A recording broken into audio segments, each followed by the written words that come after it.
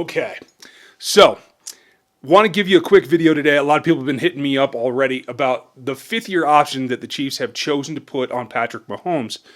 This is nothing to be concerned about. And this is just a basic operational step in getting ready for what they have to do salary cap-wise, long-term for Chris Jones, long-term for Patrick himself.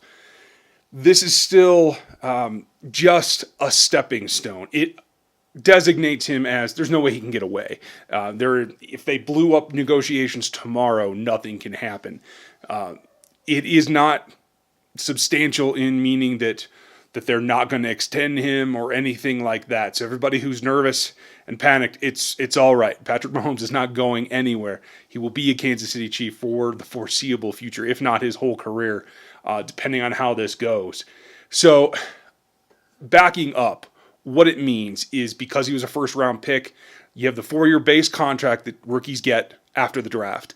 It includes an option for a 5th year at the controlled price for the team that has his rights. It's basically really an extended negotiation window is what it's for. And by doing this, it ensures that the Chiefs are giving themselves just that much extra time to get things done. This whole offseason has been such a wreck in terms of timing. Not only did everything start late because you went all the way and won your Super Bowl, which just puts more pressure on trying to run it back like they are, and it makes signing Patrick Mahomes to a long-term extension that much more important as well. But it does cut down a few weeks on what we've seen in the last couple of years. And then you have the whole virus situation, limiting and making things harder on the personnel team, harder on everything that you're trying to do in a daily basis, which again takes more time away. And with the deadline coming up, it just allows you, by putting the 5th-year option, not having to artificially meet this deadline that you're kind of behind on time-wise already. So it gives you enough space to extend that negotiation time. This is not meaning anything at all about Patrick Mahomes not being in Kansas City. It's really a formality. They might even still be actively negotiating. I don't know. I don't think anybody does know. But his reps and the Chiefs themselves.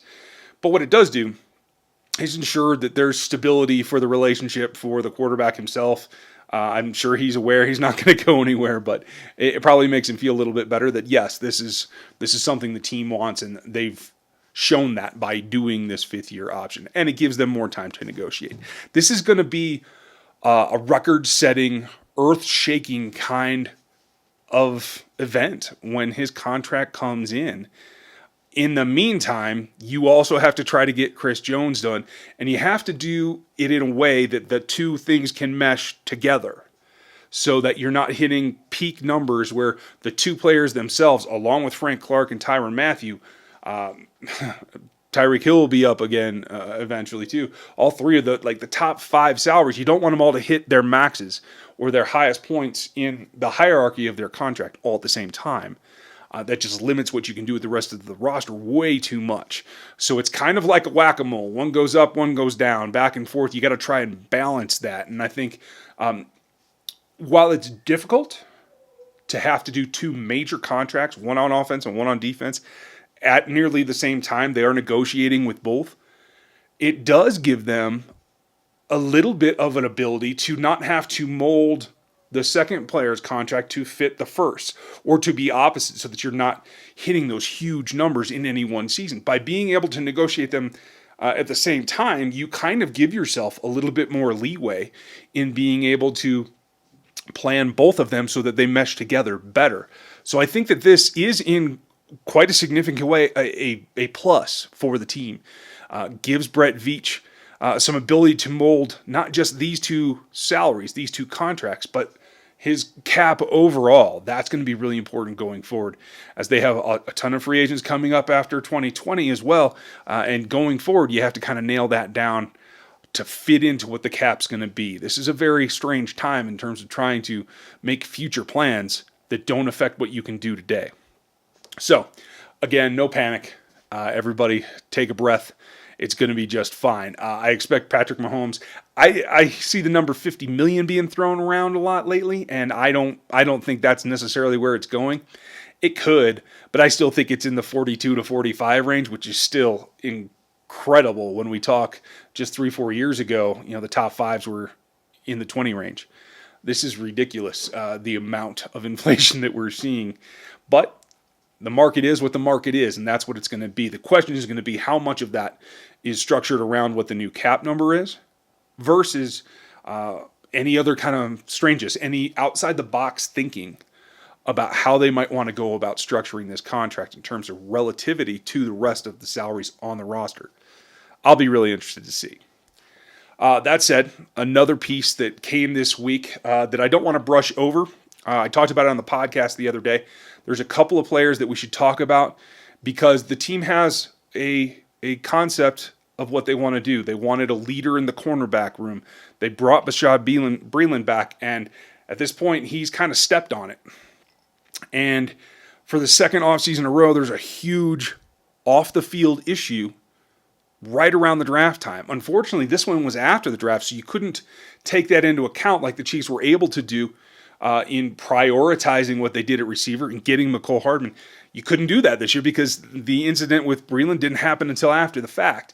So I think that does bring them back to they generally want to stand by their players. If these are all misdemeanor charges, but if it is generally something that is going to get him in trouble with the law, I think you will see him be separated from the team. They will release him eventually.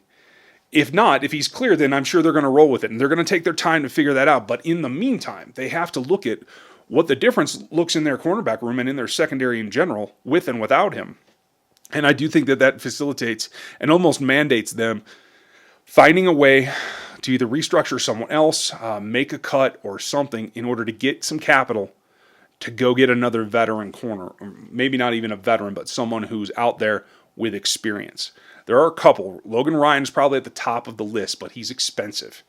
Eli Apple is a project, a guy that's had some attitude issues, and I don't know if you want to bring another one of those into the locker room when you're talking about this particular topic.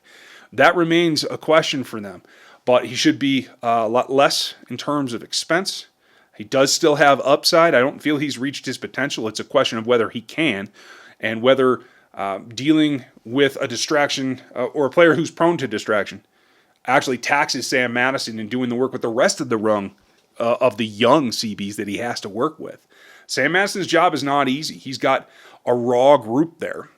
As far as the draft picks go, I do feel from everything that I've seen and the little bit of tape that I've been able to go back and find, I do feel that Bo Keys is in a good position to fight for a roster spot and possibly make it. I mean, in terms of being on the defensive side of the ball, you can look at him and Antonio Hamilton and Alex Brown, and you got to think that Keys is probably the guy that has the best likelihood of in the next 2 years being a deployable cornerback in the NFL. They might even get him there this season. It all depends on how they get to practice and when they get to practice.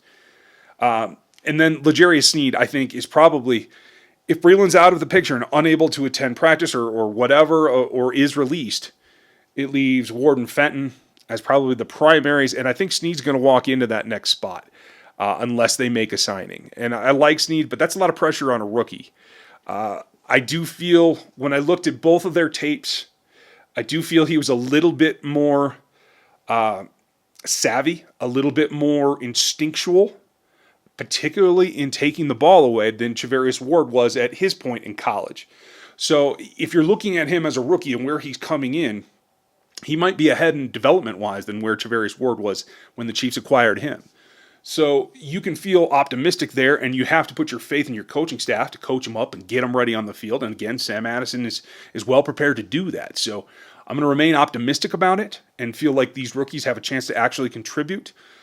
I do feel that had this Breeland thing happened before the draft, it might have changed their draft strategy. So enjoy everything that you have, including Clyde Edwards-Helaire, because it might have shifted that strategy a little bit. Because this is a significant blow to how you're going to develop that cornerback room, and I want to see what comes down with it. I'll have more, when something comes up, but this is just a, day 2 reaction. There are a couple of other lower key but some with experience corners out there, but I don't want to get too far down the UDFA line. I'm sorry, the free agent line, even the guys with a couple years experience, until we know more about the situation. So just hang tight on that. Next week, we'll see what develops, and we'll take a look at maybe some more of the free agents. There's probably not very many, to tell you the truth. I think Logan Ryan and Eli Apple are probably the top choices in terms of one with a lot of experience and one with a lot of upside still. Beyond that, it's a question mark, and it may be just about fit like we've seen all draft season long. So hope you guys are doing well. That's the update for today. If something else happens, we'll let you know, but I appreciate this. We're moving into the off season at this point. Whether the Chiefs do or not, we will. So thanks for everything that you guys watched during the draft, and we'll be back here in the next couple of days with more.